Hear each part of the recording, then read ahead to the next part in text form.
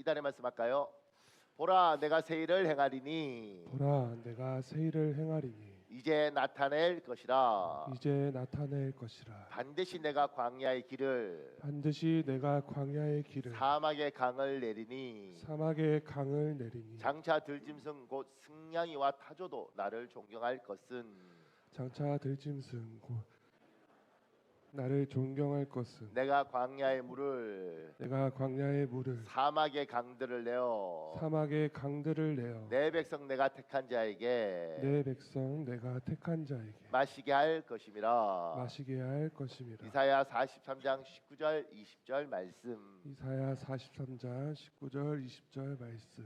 우리 기도하겠습니다. 하늘에 계신 우리 아버지여, 하늘에 계신 우리 아버지여, 광야 같은 제 삶에 광야 같은 제 삶에 막힘없는 환하고 반듯한 길을 막힘없는 환하고 반듯한 길을 트여 주옵소서. 트여 주옵소서. 사막 같은 제 형편에 사막 같은 제 형편에 티 없이 맑고 마르지 않는 생수의 강이 티 없이 맑고 마르지 않는 생수의 강이 흘러 들어오게 하옵소서. 흘러 들어오게 하옵소서. 주님이 행하실 새 일을 기대하며 살겠습니다. 주님이 행하실 새 일을 기대하며 살겠습니다. 예수님의 이름으로 기도합니다. 예수님의 이름으로 기도합니다.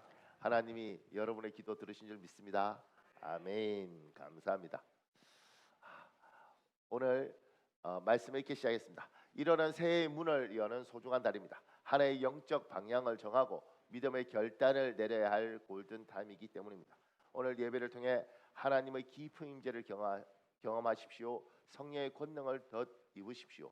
2026년이라는 삶의 여정을 넉넉히 완주할 하늘의 힘과 능력을 공급받으십시오. 오늘 우리의 예배가 생명력 넘치는 예배가 되기를 예수님의 이름으로 축복합니다. 아멘. 감사합니다. 오늘 이삭 12절에 이삭이 그 땅에서 농사하여 그 해에 100배나 얻었고 여호와께서 복을 주심으로 이렇게 시작을 해요. 이삭의 이야기인데 그 전에 약간 설명할 게 있습니다. 보십시오. 우리가 창세기라는 성경은 총 66권이잖아요. 구약 39권, 신약 27권. 그래서 39, 27 이렇게 외우지 않습니까? 39, 27 그리고 39 더하기 27은 66 이렇게 그렇게 외우잖아요. 그런데 창세기에서는 첫 번째 책인 창세기는 50장인데 1장부터 11장, 12장부터 50장 이렇게 나눠요. 1장부터 11장은 전 인류에 관한 이야기를 다룹니다. 인류의 시작에 대해서. 12장부터 아브라함이 나오는데 12장부터 이스라엘의 민족의 시작을 다룹니다. 인류의 시작, 이스라엘 민족의 시작 이렇게 다루죠. 그래서 이제 이 인류의 시작은 긴 세월이 있고요. 이 12장부터 50장은 한 400년 정도밖에 안 되는 세월을 다뤄요. 그러면서 거기에 이제 유명한 네 사람 아브라함, 이삭, 야곱, 요셉 이렇게 나옵니다. 이걸 이제 족보로 이렇게 계보되면 이제 이스라엘 민족의 족보가 저렇게 되는데 저걸 다 할 필요는 없고요. 저기 이제 네 명이 중요한 거죠. 아브라함, 이삭, 야곱, 그다음 요셉. 그 중에서 지금 오늘은 이삭에 관한 이야기를 하려고 합니다. 아브라함, 이삭 낳은 겁니다. 제가 어떨 때 목사님들도 설교하다 갑자기 이삭이 아브라함 넣고 이렇게 생각지 않은 말을 하는 분들도 있어요. 그러니까 이제 아브라함 이삭을 낳고 이삭이 야곱을 낳고 야곱이 요셉을 낳는 요 네 명이 굉장히 중요하죠. 그래서 이걸 4대 족장이다 이렇게 이야기를 합니다. 이삭에 관한 이야기인데 저 이삭이 어떤 이야기냐면 이제 저기 가나안 땅이 이렇게 있잖아요. 저 가나안 땅에서 지금 제일 위에 동그라미 쳐져 있는 것이 저기가 그랄 지방입니다. 가나안의 끝부분이죠. 그 밑에는 부엘세바입니다. 진짜 이스라엘 끝입니다. 이스라엘을 표현할 때 우리나라는 백두산에서 한라산까지 이렇게 표현하는 것이 우리나라 전체를 표현하잖아요. 그것처럼 단에서 부엘세바까지 그러면 이스라엘 전체를 표현하는 겁니다. 단이 제일 위에 있고 부엘세바가 제일 밑에 있는데 저 동그라미 중에 첫 번째가 있고 두 번째 동그라미 있는 조기가 부엘세바입니다. 그리고 저 밑에 있는 것이 이집트예요. 그래서 이제 저 가나안 땅에 하나님이 살라고 하는데 저 가나안 땅이 너무 힘들고 어려울 때 흉년이 들면 가나안에서 비가 안 오고 이러면 흉년이 들잖아요. 흉년이 들면 곡식을 구하러 어디로 가야 되냐면 이집트로 가야 됩니다. 왜냐하면 이집트는 가나안 땅은 하늘의 비를 의지해서 물을 공급받는 곳이고요. 이집트는 하늘에서 비가 안 내려도 나일강이 워낙 거대하기 때문에 나일강을 통해서 공급받기 때문에 웬만하면 이집트는 이제 가뭄이 없습니다. 그러니까 가나안 사람들이 어려우면 어디로 가냐면 이집트로 갑니다. 요렇게 가나안에서 내려갈 때 첫 번째 관문이 족인 거죠. 그랄. 족에서 좀 더 내려가면 이집트가 돼 버리는 것이고, 족이 있으면 가나안이 되는 겁니다. 그랄 지방에서 있었던 이야기예요. 보십시오. 흉년이 닥치자 이삭은 비옥한 나일강이 있는 이집트로 가려고 합니다. 생존 본능이죠. 하나님이 이스라엘 백성에게 가나안 땅이 너희 땅이다 이렇게 이야기했는데, 가나안 땅이 너희 땅이다라고 이야기해도 굶어 죽을 수는 없으니 하나님 그건 알겠는데 그래도 살려면 이집트 가야죠. 하나님 허락 안 해도 가려고 하는 거죠. 가나안 지역은 하늘에서 내리는 비의 물 공급을 의존합니다. 이집트 지역은 나일강의 물 공급을 의존합니다. 나일강 유량은 항상 풍성합니다. 그래서 가뭄이 들면 가나안 지역 사람은 이집트로 피신하거나 곡식을 구하러 갑니다. 그랄은 가나안 남서쪽 경계로 애굽으로 가기 위한 관문입니다. 저기서 내려가면 이집트가 되는 겁니다. 이때 하나님이 이삭에게 나타납니다. 이집트로 내려가지 말고 가나안에 있으라고 말씀합니다. 계산을 대면 내려가야 되는데 하나님이 가지 말라고 말씀을 하시는 겁니다. 그러면서 뭐라고 말씀하시냐면, 이 땅에 거류하면 내가 너와 함께해서 내게 복을 주고 내가 이 모든 땅을 너와 내 자손에게 주리라고 이삭에게 약속을 합니다. 보세요. 창세기 26장 여러분 읽어보십시오. 시작. 그 땅에 또 흉년이 들매 이삭이 그랄로 가서 블레셋 왕 아비멜렉에게 이르렀더니 여호와께서 이삭에게 나타나 이르시되 애굽으로 내려가지 말고 내가 내게 지시하는 땅에 거주하라. 이 땅에 거류하면 내가 너와 함께 있어 내게 복을 주고 내가 이 모든 땅을 너와 내 자손에게 주리라. 내가 내 아버지 아브라함에게 맹세한 것을 이루어 내 자손을 하늘의 별과 같이 번성하게 하며 이 모든 땅을 내 자손에게 주리니 내 자손으로 말미암아 천하 만민이 복을 받으리라. 이삭이 그랄에 거주하였더니. 보세요. 이삭 지금 저 가나안에 가뭄이 들었어요. 흉년이 들었습니다. 그러니까 이삭의 개념상 보면 잠깐 여기 어려워. 그러니까 이집트로 내려가야 돼. 이게 이제 계산인 거죠. 이게 이제 이삭의 생각인 겁니다. 근데 하나님의 생각, 하나님의 계산은 뭐냐면 내려가면 안 돼, 얘야. 힘들어도 여기서 살아. 내가 책임져 줄 테니. 이렇게 이야기하는 겁니다. 우리는 머리들이 좋고 지성인들이라서 계산을 잘 되지 않습니까? 그리고 이렇게 계산돼 봐서 아니야, 이거로 가야 돼. 이렇게 생각할 수 있는 권한은 여러분과 저에게 있습니다. 그러니까 하나님이 우리에게 지성을 주셨고 이성을 주셨기 때문에 어떤 상황이 되면 계산을 대고 그리고 따져보기도 하고, 이건 굉장히 중요합니다. 그러니까 그렇게 계산되는 것들은 굉장히 중요하고, 그 계산을 대면 가나안은 답이 없어. 이집트로 가야 돼. 이렇게 계산이 되는 거죠. 세상 사람들은 이렇게 계산되면 계산되는 대로 살면 됩니다. 근데 우리는 그렇게 계산이 되는데 잠깐 이게 하나님의 뜻일까라는 질문을 우리는 하죠. 세상 사람과 우리의 차이입니다. 근데 그렇게 생각을 할 때 하나님이 이삭에게 나타나셔서 3절에 여기 있어라 이렇게 이야기하는 거예요. 그러면 이제 미치는 겁니다. 뭐가 미치냐면, 아니 여기에 있으라 그러면 답이 없어요. 하나님 책임져 줄게.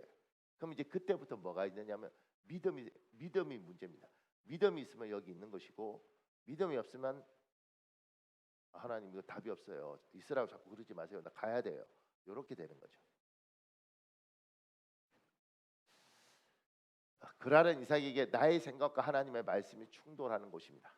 흉년이라는 극한의 환경 속에서 생존을 위해 비옥한 이집트로 내려가려던 이삭에게 그랄은 시험의 장소입니다.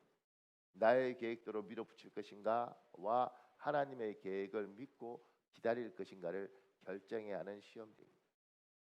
여러분과 제가, 우리는 계산을 댈 수 있습니다. 그리고 우리는 계획할 수 있습니다. 그런데 하나님의 뜻이 뭘까를 물어보고 하나님께서 그거 아니다 그러면 우리의 계산을 내려놔야 되는 거죠. 우리의 계획을 멈춰야 되는 겁니다. 세상 사람들은 하나님이 뭐라 그러든 상관없습니다. 자기 원하는 대로 하면 되는 겁니다. 우리는 우리가 주인이 아니고 우리 인생에 하나님이 이 세상의 주인이시며 우리 인생의 주인이시니 하나님이 얘야 거기 있어라 내가 책임질게 그러면 있는 겁니다. 그러니까 어떤 분이 이직에 관해서 제가 물을 때 직장을 옮기는 거예요. 직장을 옮기는 부분에서 물을 때 목사님 어떻게 해야 됩니까? 그럼 이렇게 묻죠. 하나님이 뭘 원하세요? 그 직장이 하나님이 주신 거예요? 집사님이 선택한 거예요? 하나님이 주신 거면 하나님이 옮기라 그러기 전까지는 옮기지 마세요. 하나님이 주신 것이면 포기해라 그러기 전까지는 포기하지 마세요. 답이 없어 보여도 하나님이 붙들고 있어라 그럼 붙들고 있는 것이고 하나님이 거기 있어라 그러면 있는 겁니다. 때로는 내가 이 회사 다니면서 인정 못 받는 것 같고 억울하고 원통하고 다른 데 가고 싶기도 하고 계산은 그렇게 다 나와도 하나님 있어라 그러면 있는 거고 하나님이 옮겨라 그러면 난 여기가 너무 좋아도 옮겨야 되는 거고 여러분 이때는 원래 아멘을 해야 돼요. 너무 맞는 말이라서 놀라서 이러고 보는데 그러지 말고 아멘. 하나님이 주신 곳이라면 그게 직장이든 가정이든 아니면 교회에서 사역이든 하나님이 주셨으면 때로는 기분 나쁘고 더럽고 치사하고 자존심 상하고 피곤해도 붙들고 있는 겁니다. 그리고 하나님이 주신 거는 언제 내려놓냐면 하나님이 내려놔라 그러면 내려놓는 겁니다. 여러분 요구할 수 있죠. 하나님 때려치고 싶습니다. 하나님 그만두고 싶습니다. 그렇게는 이야기할 수 있어도 하나님께서 얘야 붙들고 있는 게 너의 복이다.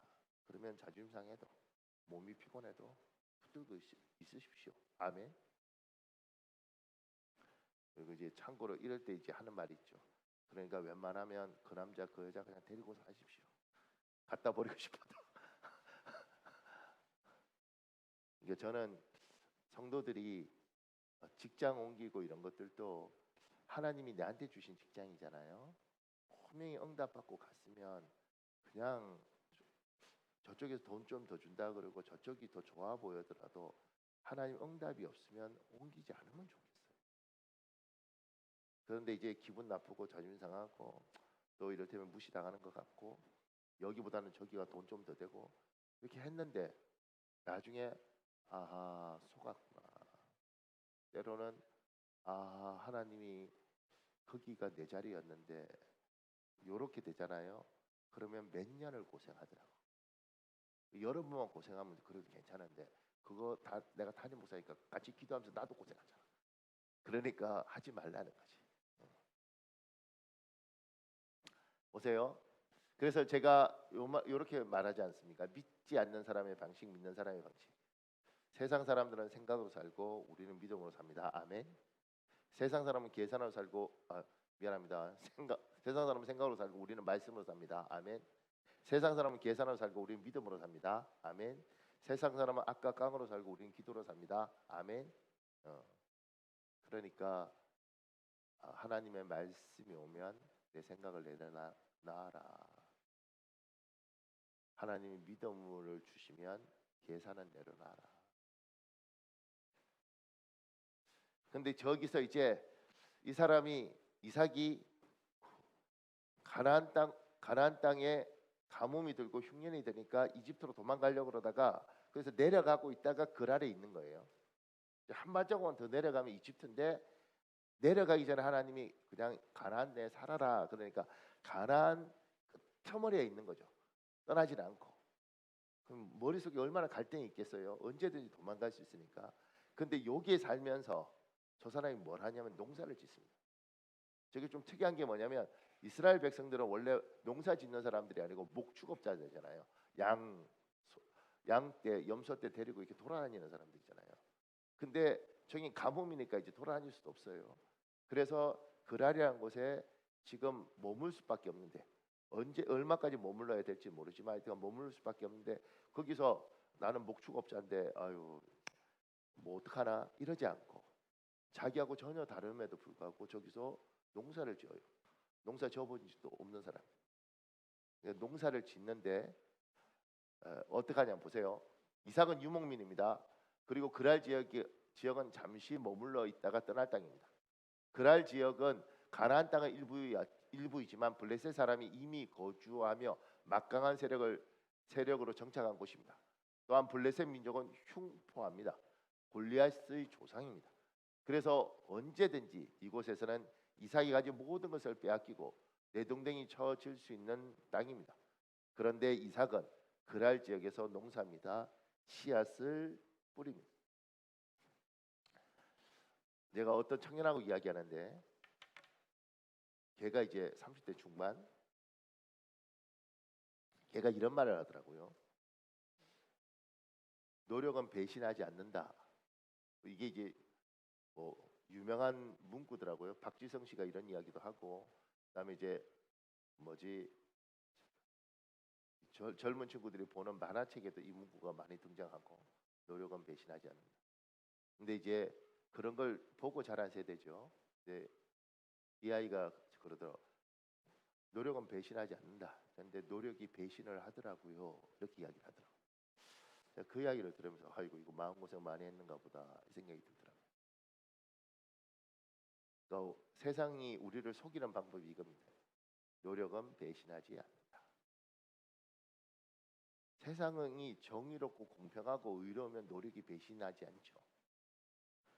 세상은 정의롭지 않습니다. 세상은 공평하지 않습니다. 그렇기 때문에 아무리 노력해도 열매를 뺏어가고, 아무리 노력해도 고생은 내가 했는데 열매는 딴 사람이 가져갑니다. 노력이 배신하는 곳이, 노력이 배신하지 않는다가 아니라 노력이 배신당하는 곳이 이 세상인 거죠. 그럼 세상을 왜 이렇게 부정적으로 보십니까? 세상은 정의롭지 않다니까요. 정의라는 포장을 했을 뿐이지 정의롭지 않습니다.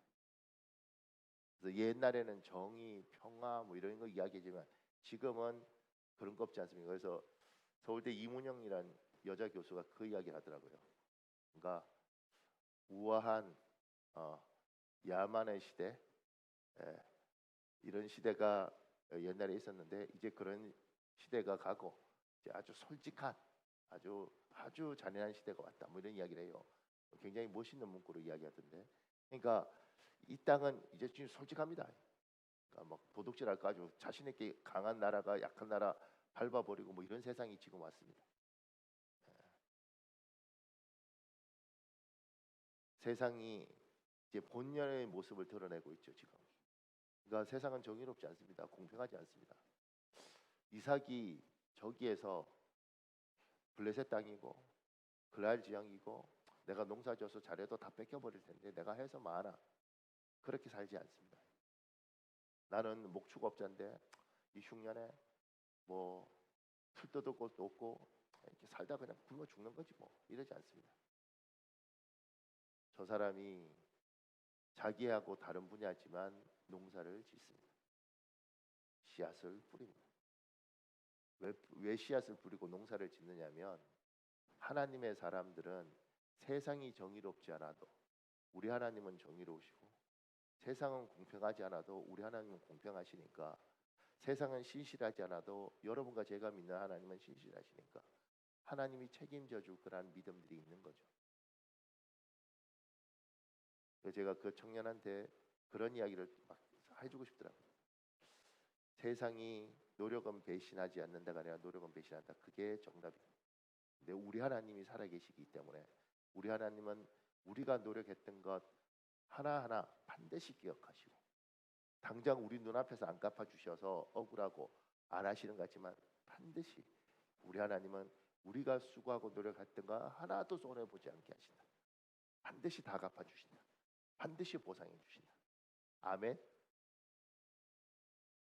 우리 하나님은 뭐 여기는 저보다 예수 오래 믿은 분들 많잖아요. 저는 이제 한 7년 뭐 이렇게 지금 믿는 것 같아요. 예수를 7년 이렇게 믿으면서 그러면서 하나님 앞에서 명확하게 확신하는 것. 우리가 정말 하나님 앞에 성실하게 노력하고 수고한 것 우리 하나님 보고 계시고 그 모든 것 하나도 헛되게 그리고 손해보게 하지 않는다. 반드시 우리 하나님은 그 모든 것에 대해서 반드시 긍휼을 베푸시고 보상을 한다. 이 믿음이 여러분에게 있기를 예수님 이름으로 축복합니다.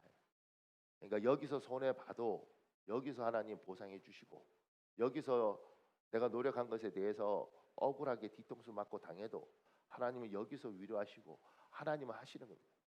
그러니 우리는, 예수 믿는 사람들은, 예수쟁이들은 세상이 더럽다고 핑계하고 세상이 잘못됐다고 우리는 그 부분에서 세상이 더러운데 뭘 해서 뭐합니까? 이런 이야기들은 우리한테 통하지 않습니다. 왜냐하면 세상은 원래 그런 곳이고, 그런 곳이, 세상은 원래 그런 곳이지만 세상의 주인은 하나님이시니 반드시 하나님께서 자기 백성에게 긍휼을 베풀겠다면 긍휼을 베푸시니, 이 세상이 더럽고 훔쳐가고 그러면서 핑계대고 그리고 술 먹고 그리고 세상에 대해서 더러운 것 해서 마냐 그러고, 우리는 이런 변명이 통하지 않는 사람들입니다.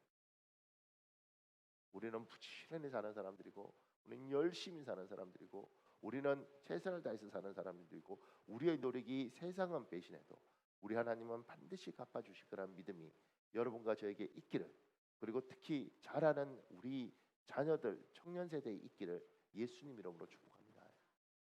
이삭이 뿌려요, 씨앗을. 이삭이 씨앗을 뿌리고 농사를 져요. 농사 짓지도 못하는 사람이. 근데 하나님은 어떻게 하냐면 그 해에 100배나 얻었고 이렇게 이야기합니다. 이삭에게 그랄 지역은 많은 악조건을 가진 곳이지만 이삭은 그곳에서 농사에 100배나 얻습니다. 평시에도 놀라운 수확량이지만 흉년이었음을 고려하면 기적적인 수치입니다. 왜 어떻게 저렇게 100배나 얻지? 어떻게 저렇게 축복을 받지? 그래서 두 가지예요. 이삭이 100배나 얻은 이유에 대해서 성경은 첫 번째로 여호와께서 복을 주심으로입니다. 하나님 복 주시겠다 그러잖아요. 하나님이 지금 오늘 9절에 하나님이 복 주셔서 100배를 얻었다고 되어 있습니다. 또 하나는 이삭이 100배나 얻은 이유에 대해서 성경은 두 번째로 하나님이 이스라엘 곳에 있었기 때문입니다. 애굽으로 내려가지 말고 내가 내게 지시한 땅에 거주하라. 이 땅에 거류하면 내가 너와 함께 있어 내게 복을 주고, 하나님 약속을 했어요. 하나님 신실하신 분입니다. 그래서 하나님은 자신의 약속을 반드시 지킵니다. 사랑하는 여러분, 하나님이 이삭에게 약속하셨으니 여러분들도 하나님 앞에 혹시 약속받은 사람도 있습니까? 하나님이 여러분에게 내가 너 인생 책임질게, 그러면 그거 딱 붙들고, 하나님 책임진다 그러셨으니 그 사실을 딱 붙들고 그냥 사는 겁니다. 그러면 반드시 주께서 뭐요? 책임지시는 거죠. 어떻게 어떤 식으로 책임지는지 몰라요. 내가 요새 이제 그 낮에도 저녁에도 이렇게 계속 성도들 만나서 이제 신년 축복기도 하잖아요. 그러면 이제 이야기를 좀 듣게 되는 경우들이 많죠. 그런데 그 중에서 누가 이런 말을 하더라고요. 선생님, 아기 가지고 너무 불안했는데 하나님께서 너의 아기 내가 책임질게. 이제 몇 번이나 자기는 그걸 하나님의 그 감동을 확인했다는 거예요. 그 다음부터는 염려하지 않게 되더라는 거죠. 그러면서 자기에게 믿음이 생기더라고요. 목사님, 우리 교회 와서 예수 믿고 제가 세례 줬습니다.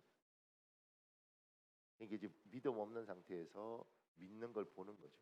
근데 했던 말이 참 고맙더라고요. 저한테 위로가 되는 거죠. 하나님께서 지켜주시겠다고 해서 그걸 몇 번이고 자기는 확인했고 분명히 하나님의 감동이 맞고 그 다음부터 아기에 대한 염려를 하지 않았다는 거죠. 하나님이 지켜주신다 그랬어. 하나님이 여기 살면 내가 책임져 줄게. 이집트 가지 마. 가나안에 있어. 내가 책임져 줄게. 책임져 주시는 거죠. 그리고 어떻게 책임져 주시냐면 저렇게 복을 주시는 겁니다. 어떻게 해요? 100배를.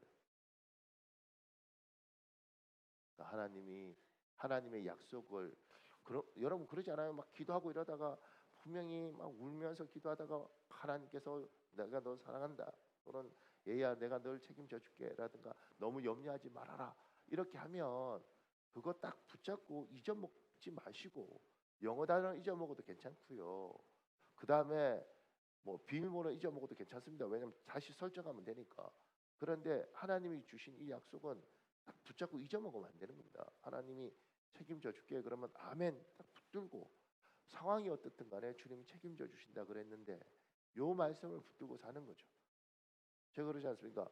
세상은 생각으로 살지만 우리는 믿음으로 말씀으로 살고 이 말씀을 믿음으로 딱 붙잡고 사는 거죠. 여러분 인생에 대해서 주님이 책임져 준다. 그리고 예배 때 받았던 감동, 설교 들으면서 왔던 하나님의 은혜 그거 다 붙잡고 잊어먹지 마십시오. 그 귀한 은혜를 왜 자꾸 잊어먹냐? 그거 붙들고 하나님이 해주셨으니 그리고 그냥 사는 겁니다. 제가 전에 그런 이야기 안 했나요? 제가 저희 아들 셋 때문에 고민하면서 하나님께 기도할 때 저는 이제 안 다퉈야겠다는 그 결단이 있습니다. 어떤 일이 있어도 자녀들하고 싸우지 않으랴. 거기에 있어서 안 싸우려고 몸부림을 치는 겁니다. 근데 어떨 때 보면 싸우고 싶잖아요. 막 물어뜯고 싶고 막. 여러분은 착해서 안 그런지 모르지만 저는 그렇습니다.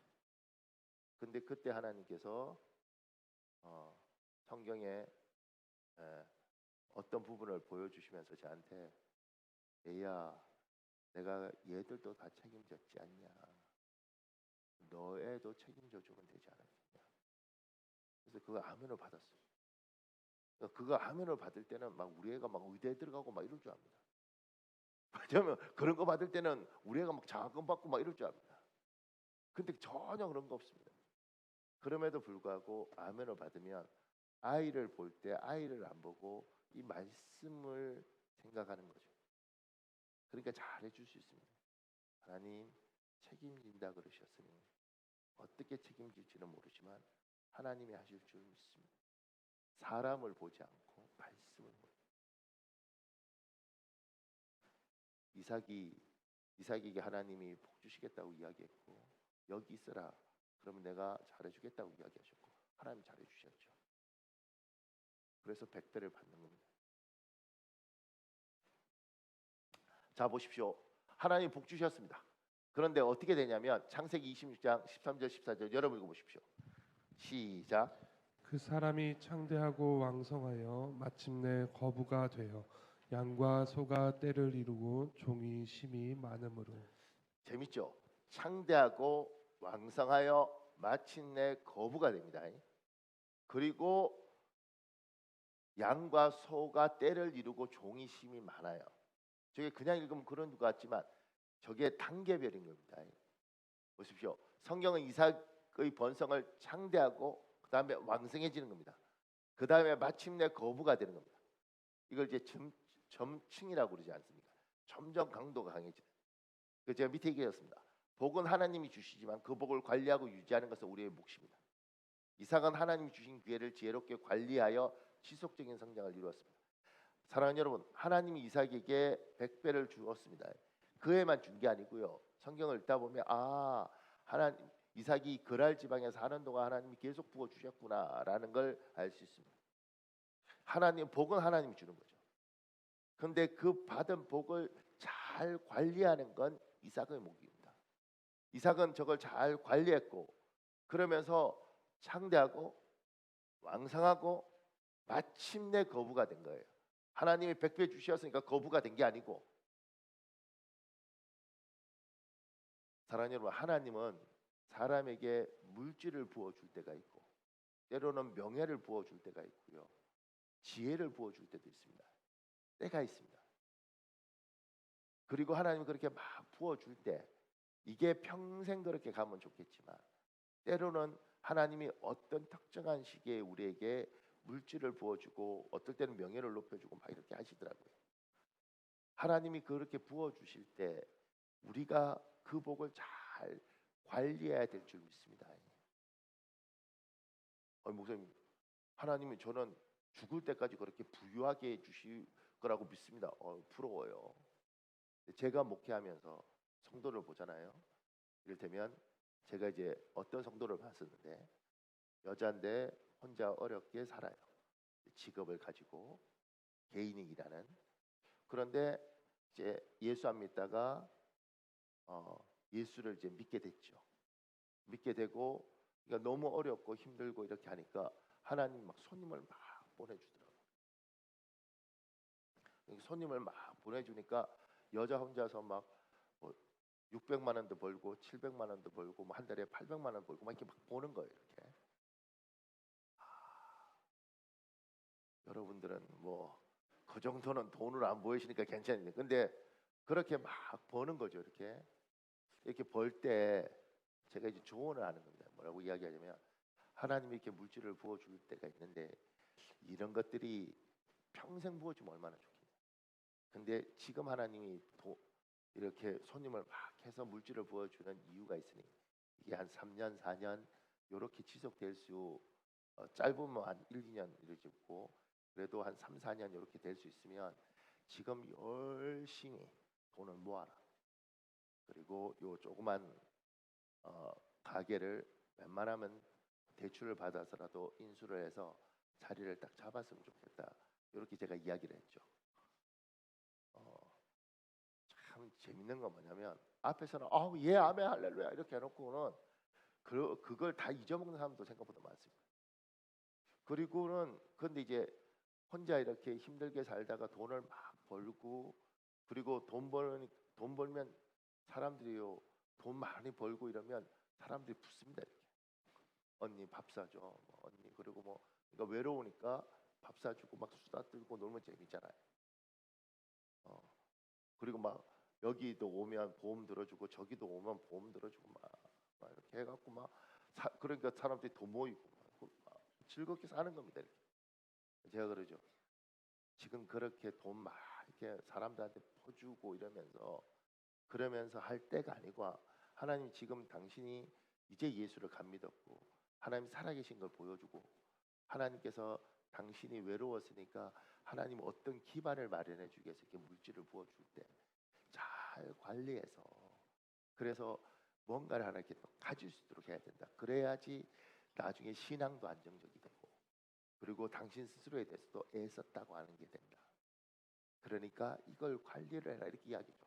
안 들립니다. 왜냐하면 하나님 믿고 하나님 이렇게 주시니까 앞으로 계속 주실 거라고 믿죠. 그렇게 3년, 그렇게 4년. 근데 그렇게 다 퍼지고 나니까, 그러다가 어느 날 우리나라 경기가 안 좋을 때 이집도 안 좋아지잖아요. 그러면 이제 돈 하나도 못 모으는 거예요. 제가 이제 가서 뭐 이야기 이렇게 하다 보면, 지금 힘드니까 그동안 있는 건 다 써버리고 힘드니까, 그리고 그렇게 돈 쓸 때는 사람들이 많이 모이지만 돈이 떨어질 때는 사람들이 잘 안 와요. 또 오면 또 달라고 그러니까 그 사람들한테 사랑받고 싶으니까 힘들어도 막 이렇게 막 꺼내주니까 더 힘들고. 제가 가면 그런 분들은 이런 식으로 이야기를 합니다. 보세요. 나는 그때, 저는 이제 제 욕하는 건 상처 안 받는데 그럴 때 상처 받더라고요. 예수 믿으면 뭐예요?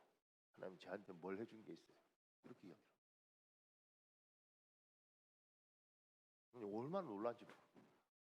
하나님 믿으면 뭐예요? 이렇게 힘들고 어려운. 제가 그러죠. 아니 하나님이 당신한테 얼마나 많은 걸 주셨고, 내가 이야기했지 않냐. 하나님이 그렇게 줄 때 자기 관리를 잘 해야 되고, 그때 돈을 모을 때 모아야 되고, 그때 다음 단계를 위해서 준비를 해야 되고 그러라고 이야기했지 않냐. 더 놀라운 건 뭐냐면 언제요? 그 제가 이제 마음이 아픈 게, 하나님이 이 땅을 이끌어갈 때 우리 하나님은 지혜가 많으신 분이고 이 땅의 인간들의 삶을 존중해요. 그래서 우리한테 하나님이 지혜를 자꾸 주는 거예요. 그래서 교회 안에서요, 권사님들 중에 이 산전수전을 다 겪고 우리가 볼 때 참 귀한 권사님, 존경받을 권사님은 지혜가 많습니다. 그리고 같이 이야기하다 보면 하나님의 법칙을 알아요. 그게 아니면 그냥 마음대로 해도 되는 줄 알아요. 그건 내가 믿고 싶은 대로 믿는 것이고, 하나님은 그렇게 하지 않아요. 그래서 사랑하는 여러분, 여러분한테 하나님이 이삭처럼 복을 주시면 복 받는 건 너무 좋죠. 잘 관리하시고, 그리고 하나님 주신 그 복을 잘 지키시기를 예수님 이름으로 축복합니다. 주는 건 하나님이 하시고 관리는 내가 하는 겁니다. 이 말씀 알아들으셨으면 아멘. 그죠? 그러니까 난 여러분 잘 돼야 돼 인생이 편한 사람입니다. 우리가 하나님 앞에 하나님 주시옵소서. 그럼 하나님 주실 텐데 그걸 때로는 어떤 사람은 명예를 높여주는 경우가 있고요. 그러니까 돈보다 자리를 높여주더라고요. 어떤 사람은 물질을 주는 경우가 있고요. 어떤 사람은 이런 건 아닌데 사람들 앞에 참 좋은 소리 듣고 등망 듣고 그다음에 자식들이 존경하면서 이렇게 하는 사람도 있어요. 하나님 복을 참 다양하게 주시더라고요. 그런데 하나님이 주시는 것들은 그것이 돈뿐만 아니라 다른 것이라도 잘 관리해야 돼요. 이를테면 교회에서 하나님이 참 높여주셔서 좋은 우리 교회 저런 권사님 저런 집사님 참 귀하다. 참 나도 나중에 저런 권사님 저런 집사님 됐으면 좋겠다. 이런 마음을 가질 때 그러면서 사람들이 존경하죠. 이것도 높여주는 거거든요. 근데 그거 까먹는 방법 간단합니다. 주차장에 가서 누가 차 긁었을 때 아유 어떡해 이렇게 하면 꾸실 텐데 그거 발로 차면서 이러면 그냥 끝나는 겁니다. 간단합니다. 쌓아 올리기는 진짜 정말 어려운데 간단합니다. 하나님이 주신 복을 잘 관리해야 돼요. 제가요 옛날에 우리 중고등부 사역을 할 때 제 옆에 애가 어려도 그렇게 의심이 많은 놈들이 있습니다. 옆에 앉아서 제가 운전하고 이제 제가 같이 가는데 이렇게 보는 거 늘 참 이놈은 어떻게 중학교 애가 밖에 안 됐는데 이렇게 사람을 의심하고 살아. 근데 이제 그때 뭐가 이렇게 제가 이렇게 차를 가야 되는데 뭐가 이렇게 위험한 거예요. 그래서 제가 빵빵 이랬어요. 이렇게 빵 이러지 않고 빵빵. 그러니까 가볍게. 근데 이 오린 것이 뭐라고 하는지 아세요? 그때 제가 목사 1년 차, 2년 차밖에 안 됐는데 목사님은 크락션을 사람 놀라지 말라고 이렇게 누르시는 거예요. 이러더라고요. 다르네요 목사님은. 그다음부터 잘해주더라고요. 왜냐면 그때 애가 보는 거예요. 이렇게 꽝 이러면 그러면 아이고 뭐 사랑하라 그러고 다 거짓말인 거지. 근데 사람들 놀랄까봐 땅땅 하는데 제가 그때 야 근데 그는 공부를 못했어요. 그 좋은 머리 갖고 왜 공부를 못할까? 아, 자 보십시오. 블레셋 사람들이 그를 시기하여 하나님 이삭을 복 많이 주셨어요. 그런데 창세기 26장 여러분 읽어볼래요? 시작. 블레셋 사람이 그를 시기하여 그 아버지 아브라함 때에 그 아버지의 종들이 판 모든 우물을 막고 흙으로 메웠더라. 아비멜렉이 이삭에게 이르되 내가 우리보다 크게 강성한즉 우리를 떠나라.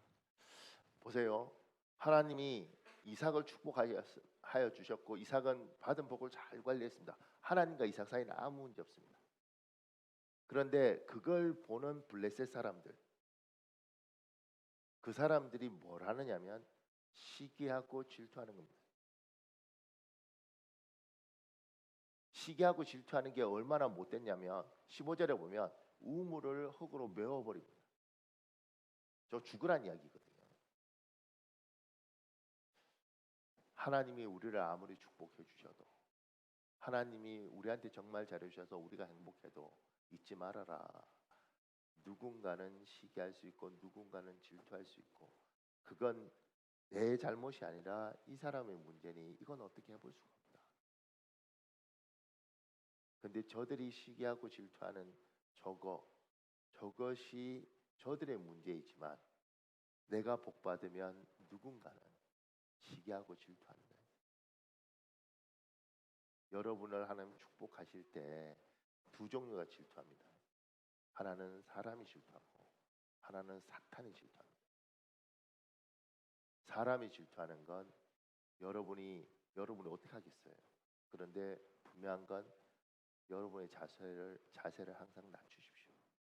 복 받으면 받을수록 낮추십시오. 왜냐하면 복 받으면 받을수록 자세를 낮추는 것 그것이 내가 할 수 있는 최선인 거죠. 그렇다고 시기를 없앨 수는 없어요. 그런데 저들이 시기할 거리를 주지 말아라. 이번에 조금 전에 우리 교회에서 이제 신년 할애라고 하는 걸 했어요.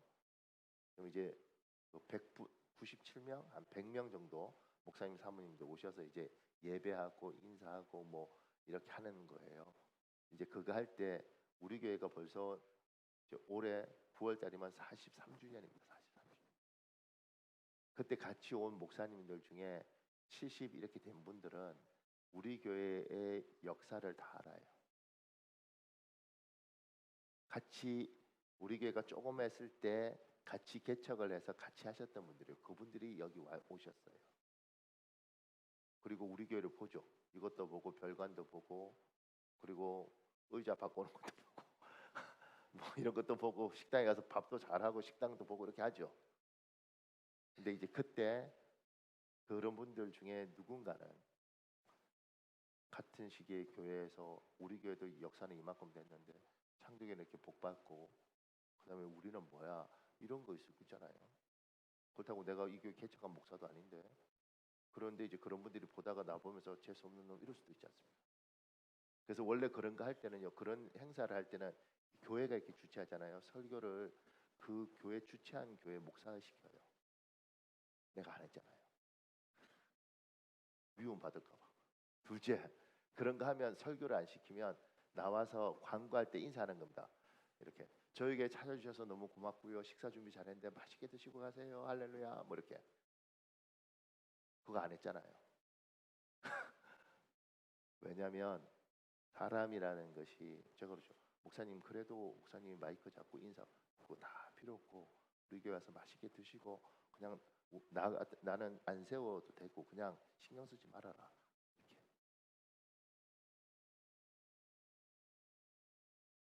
하나님이 복 주신 거 감사하죠. 복 관리하는 거 우리가 해야죠. 시기하는 건 어떻게 못하는 겁니다. 내가 할 수 있는 건 나를 낮추는 건 할 수 있잖아요. 나를 낮추는 건 할 수 있지 않습니까? 특히 우리 교회 키 큰 사람들 조심하십시오. 기본적으로 사람 깔아보는 거 아닙니다. 여러분이 교만하기 싫어도 어떻게 계속 깔아보는 거죠 이렇게. 그런데 자기를 낮추는 거. 그래서 저는 제가 목사님 중에 어떤 목사님 봤는데 그분한테 내가 너무 궁금하더라고요. 왜냐면 같이 있는데 이 사람이 자꾸 겸손하게 보이는 거예요. 너무 처음 본 목사님이 이렇게 한 3, 40분 같이 이렇게 있으면서 있는데 너무 겸손하게 보여서 제가 물었어요. 목사님 언제 예수 믿고 언제 목사 되셨어요? 그러니까 자기는 나중에 예수 믿고 나중에 목사 됐다 그러더라고요. 그래서 제가 물었습니다. 그럼 목사 되기 전에 직업이 뭐였습니까? 이렇게 물었습니다. 그분이 자기는 호텔 리어였다 그러더라고요. 그래서 호텔 경영학과 나와서 호텔에서 근무했대요. 그러다가 예수 믿고 목사님 되신 거예요. 그러니까 기본 자세가 요래요. 이렇게. 몸 여기를 이렇게 하죠. 앉아 있을 때도 이러고 앉아 있어요. 이렇게. 그러니까 제가 이렇게 보니까 기본적으로 이렇게 있는데 처음에 몰랐는데 사람을 배려하고 이렇게 겸손하게 이렇게 있는 것 같아서 기분이 좋더라고요. 근데 목사님 중에 여기 용인 유도대학 출신들이 있습니다. 기본적으로 있습니다. 진짜요. 우리 돌아가셨는데 강마룡이라고 우리 목사님 계셨는데 운동 잘하시고 이러셔요. 박목사 이렇게 그분이 교만한 분 아니에요. 근데 기본적으로 그렇습니다. 하나님이 여러분을 복 주시면 어떡하겠어요. 사람 마음이 꼬부라서 그런데 질투하는 것, 시기하는 것 그걸 어떻게 왜 말리겠어요. 그런데 빌미를 주지 말아라. 당신을 낮춰. 복을 받았으면 받았을수록 자기를 낮춰라. 아니 복 받고 낮추는 건 할만하잖아요. 복도 못 받고 낮추는 게 미치는 거지.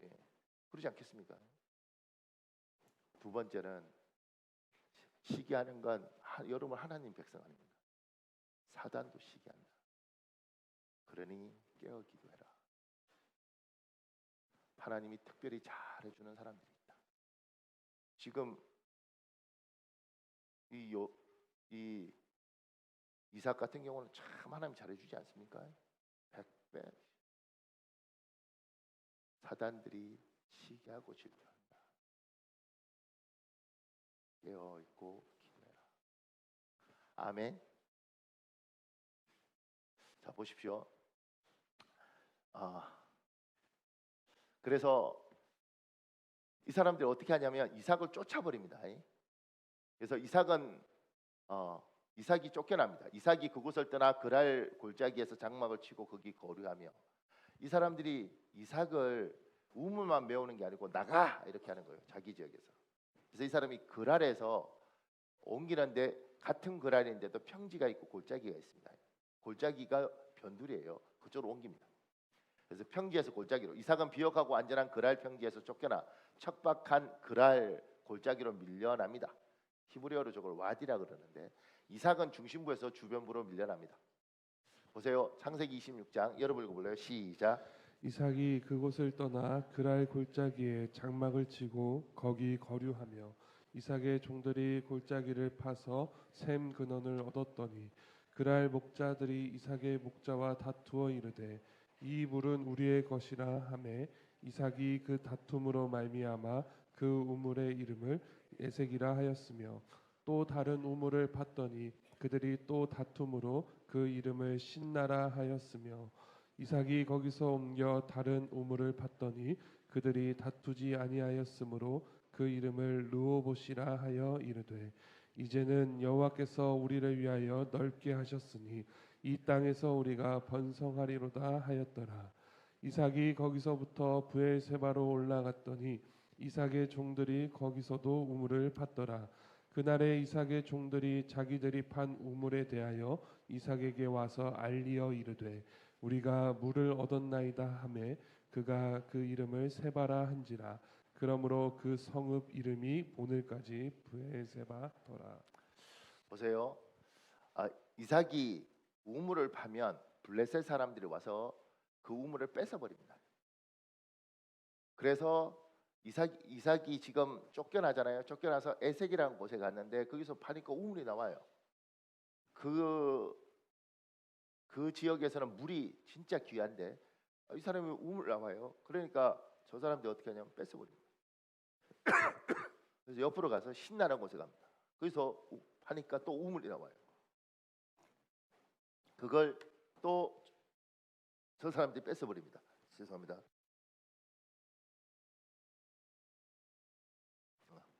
그리고 르호봇에 가니까 괜찮아지는 거예요. 그러다가 브엘세바로 갑니다. 이삭은 죄송합니다.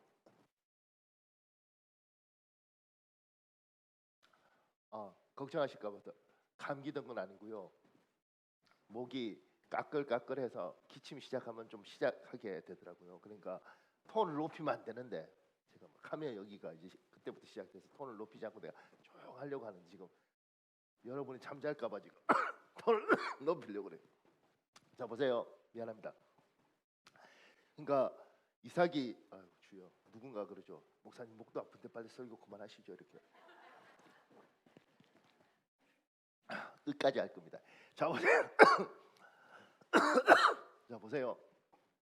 그러니까 이삭은 대적 못해요. 쫓겨날 수밖에 없습니다. 저들은 세력이 세고 이삭은 약해요. 근데 이삭이 이 사람들하고 죽기 살기로 달려들었으면 어떻게 되냐면 이삭 비참해질 겁니다. 근데 이삭은 양보합니다. 양보를 한 건지 포기를 한 건지 어쨌든 힘이 없기 때문에 양보했습니다.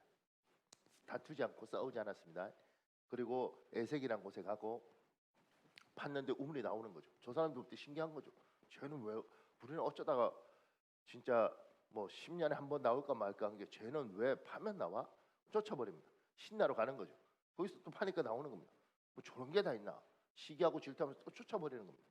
이삭은 쫓겨나는 겁니다. 계속. 근데 가는 곳마다 나오는 거죠.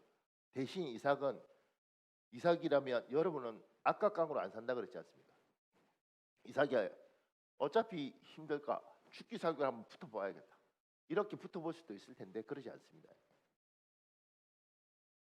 제가요 제 모교에서 귀한 권사님이 있는데 제가 유학하다가 그때 중간에 뭐 방학 때 왔는지 와서 설교하러 갔는지 그때 주차장에서 권사님 만났습니다.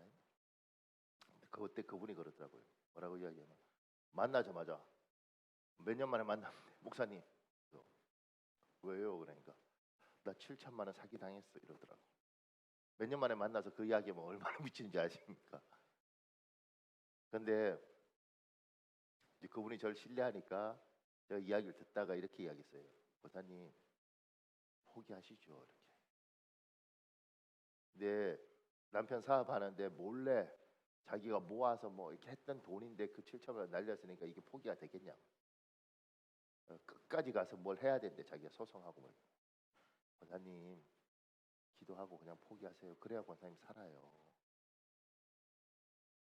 그리고 저는 이제 뭐 바빴으니까 그러고 말았죠. 그리고 나중에 이제 그 권사님 만났을 때 그러더라고요. 목사님 기도원 가서 일주일 울고 그 포기했대 7천만 원. 근데 제가 그때 왜 그랬냐면 이 다툼에 들어가는 순간 영혼이 다 망가지는 겁니다. 이 다툼에 들어가는 순간 뭐 그걸 억울하겠죠. 원통하고.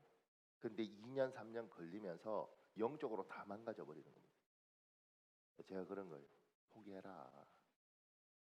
억울하고 원통하고 그것이 뭐 명확하게 받는다는 보장도 있는 게 아니라 그냥 어설프게 해서 그거 얼마 받겠다고 제대로 받지도 못할 건데 그렇게 하는 순간 당신 다 망가지는 거다. 이삭이 죽자고 달라들었으면 뭐가 있었겠죠. 근데 이삭 박살 나는 겁니다. 근데 하나님의 사람들은 억울하고 원통하더라도 그래 포기하는 것이 하나님 뜻인가 보다. 그게 옳고 그런 게 아니에요. 그럼 포기하는 겁니다. 하나님 주잖아요.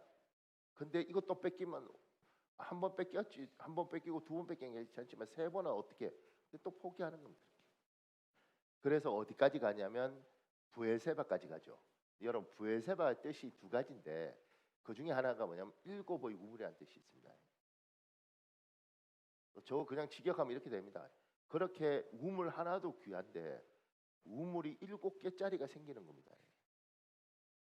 쫓겨가고 비참하고 뒤통수 맞고 당한 것 같았는데 그것 때문에 죽기 살기 달려들어서 망가지지 않고 양보했는데 하나님이 더 좋은 곳으로 주시더라고요. 여러분에게 이 믿음이 있기를 예수님 이름으로 축복합니다. 무조건 양보하라는 이야기를 하는 게 아니에요. 그런데 여러분이 거기에 들어가는 순간 그게 엮이는 순간 내 영혼이 망가지겠구나. 2년 3년 내가 병들고 내가 하나님과의 관계도 신경 안 쓰고 살겠구나. 그러면 조금 전에 말한 그 7천만 원처럼 너무 큰 돈이지만 하나님과의 관계를 위해서 내 영혼을 위해서 내려놓는 겁니다. 그런데 그 7천만 원 때문에 2년 3년 다투다가 내 영혼 자체가 망가지고 하나님하고 내하고 관계가 있었나? 이렇게 될 거면 돈 포기하라는 겁니다. 나 오늘 설교하면서 겁이 나는데 누가 소송 걸렸나? 우리 교회 우리 교인들 지금 없는데 그러니까 하나님 앞에서 저렇게 양보했잖아요. 그런데 하나님은 결국은 부엘세바로 갖고 부엘세바에서 진짜 좋은 우물을 주셨죠. 넉넉하게 살게 하셨죠. 그러니까 사단이 여러분의 행복을 망가뜨리는 전쟁터에 여러분을 끌어들이고 여러분의 인생을 망가뜨릴 그런 분쟁 속으로 끌어들일 때 들어가지 말아라. 피해라. 도망가라. 거기 있는 순간 망가진다. 옛날에 어떤 성도가 저한테 와서 우리 성도 아니에요. 오해하면 안 되고. 그러니까 자기 법정 서류를 다 보여주더라고요. 처음에는 우리 교인이 아닌데도 와서 자꾸 보여주고 그랬을 때 제가 오래된 이야기입니다. 그러니까 왜 이런 걸 설명하나. 나중에 그 사람이 이렇게 이야기하더라고요. 목사님 제사장 다 하니까 혹여 법정에서 무슨 일이 있으면 목사님 증인으로 써주시죠. 그러니까 나 고생시키지 말아요. 나 이런 이야기 처음 들었죠. 나 고생 많이 했습니다. 이거 다 우리 교회에서 겪은 일이에요. 우리 교회는 아니에요, 그 사람은. 근데 그때 저는 여린 부분이 있거든요. 그러니까 이 사람이 억울한 것 같기도 하고 뭐 내가 지금까지 서류 처음부터 다 봤으니까 해주려고 할 때 내 안에 계신 성령께서 분명히 말씀하시더라고요. 하지마. 그때는 이렇게 생각했어요. 이게 내 생각인가? 하나님께서 그들의 분쟁은 그들이 하는 것이고 너는 뛰어들지 마. 목사가 그냥 기도하고 사는 거지. 그리고 잘 되기를 기도해야 되는 거지. 네가 왜 법정에 들어가서 옳고 그런 거 누구 편 저거 편 네가 뭘 한다고 껴. 목사는 그런 거 아닌 거 아니야. 하나님 저한테는 분명히 그런 감동을 주셨습니다. 그래서 내가 이분한테 내가 처음부터 그 이야기를 내가 다 들어서 상황을 알지. 내가 들어서 그럴 거라고 생각하지만 나는 법정에 서는 거 아닌 것 같다. 목사님이 뭐 이렇게 하죠 또. 그냥 욕해라. 욕해라. 지금 생각해도 잘한 일입니다. 그러니까 분쟁에 끼지 마라. 들어가지 마라. 특히 남의 일에 끼지 마라. 자, 마지막으로 정리할게요. 보세요. 창세기 26장 있습니다. 여러분 읽어볼래요? 시작. 아비멜렉이 그 친구 아ಹು삿과 군대 장관 비골과 더불어 그랄에서부터 이삭에게로 온지라. 이삭이 너희가 나를 미워하여 나에게 너희를 떠나게 하였거늘 어찌하여 내게 왔느냐. 그들이 여호와께서 너와 함께 계심을 우리가 분명히 보았으므로 우리의 사이 곧 우리와 너 사이에 맹세하여 너와 계약을 맺으리라. 너는 우리를 해하지 말라. 이는 우리가 너를 범하지 아니하고 선한 일만 내게 행하여 내가 평안히 가게 하겠음이니라. 이제 너는 여호와께 복을 받은 자니라. 이삭이 그들을 위하여 잔치를 베풀매 그들이 먹고 마시고 아침에 일찍이 일어나서 맹세한 후에 이삭이 그들을 보내매 그들이 평안히 갔더라. 아멘. 보세요. 지금 오늘 저기에 26절에 아비멜렉 이 사람들이 블레셋 사람들 이 사람들이 쫓아버렸어요. 이삭 보고 우물 뺏고 쫓았던 사람이에요. 근데 그 사람들이 그랄에서부터 이삭에게 오는 거죠. 와서 뭐라고 이야기하냐면 28절에 이렇게 말해요. 그들이 여호와께서 너와 함께 계시면 우리가 분명히 보았으므로 이렇게 이야기합니다. 그러면서 너는 우리를 해하지 말라. 아니 자기들이 이삭보다 훨씬 강해요. 사랑하는 여러분, 세상 사람들이 우리를 보고 있고 보고 있으면서 어느 날 고백하는 게 그런 거죠. 야, 하나님이 진짜 너 도와준다. 야, 하나님이 정말 너 많이 도와주시는구나. 이 고백이 여러분에게 들리는 그런 인생 되시기를 예수님 이름으로 축복합니다. 근데 그런 생각 안 드셔요? 아내가 남편한테 참 하나님 진짜 당신 많이 도와주네. 또는 남편이 아내한테 야 하나님 정말 너 많이 도와준다. 부모가 자식들한테 너는 진짜 하나님이 정말 너 많이 도와준다. 아니면 자식이 부모한테 와 엄마 아빠 하나님이 정말 하나님이 엄마 아빠 정말 많이 도와주시네요. 이런 이야기를 들으면 진짜 영화롭지 않을까. 이삭은 믿음 없고 하나님 안 믿는 사람들이 이삭을 보면서 우물 지금 파는 거 보세요. 파는 것마다 우물 나오는 거 보면서 마지막 부엘세바에서 우물 터진 거 보면서 야 진짜 하나님 너 많이 도와준다. 너 잘못 건드리면 우리가 박살나겠다. 하나님이 네가 힘이 센 게 아니라 하나님이 우리를 놔두지 않겠다. 여러분 주위에 또 여러분 가까운 사람들이 여러분과 저에게 그런 고백, 우리 교회에 대해서 그런 고백 있기를 예수님 이름으로 축복합니다.